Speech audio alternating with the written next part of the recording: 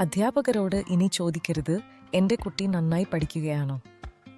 ഈ ചോദ്യം പലപ്പോഴും സത്യം മറയ്ക്കുന്നു.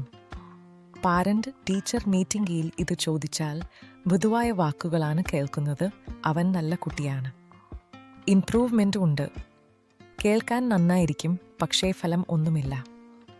സുഖം തരുന്ന ചോദ്യങ്ങൾ ചോദിക്കേണ്ട, സത്യം തുറക്കുന്ന ചോദ്യങ്ങൾ ചോദിക്കണം.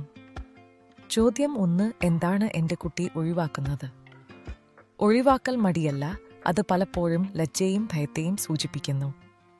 അവിടെയാണ് യഥാർത്ഥ മാനസിക തടസ്സം. ചോദ്യം 2: ഫോക്കസിൽ എൻ്റെ കുട്ടി എവിടെയാണ് നിൽക്കുന്നത്? ഫോക്കസാണ് ഭാവിയെ പ്രവചിക്കുന്നത്. ഇത് മാർക്കിനേക്കാൾ വലിയ സൂചികയാണ്. ശീലങ്ങളെയും സ്വയം ദൃശ്യത്തെയും അതാണ് രൂപപ്പെടുത്തുന്നത്. ചോദ്യം 3: ഞങ്ങൾ ദിവസേന 10 മിനിറ്റ് ചെലവഴിക്കാമെങ്കിൽ അവനെ സഹായിക്കാൻ ഞങ്ങൾ എന്തിലാണ് ശ്രദ്ധിക്കേണ്ടത്? ഈ ചോദ്യം അധ്യാപകനെ നിർബന്ധിതനാക്കുന്നു, എല്ലാം മാറ്റുന്ന ആ ഒരു പ്രധാന സ്കിൽ പറയാൻ. ആശ്വാസം കിട്ടാൻ ചോദിക്കുന്ന ചോദ്യങ്ങൾ നിർത്തൂ. വ്യക്തമായി ചോദിക്കുക. അപ്പോഴാണ് നിങ്ങളുടെ കുട്ടിയുടെ യഥാർത്ഥ വളർച്ച നിങ്ങൾക്ക് വ്യക്തമായി കാണാൻ കഴിയുന്നത്.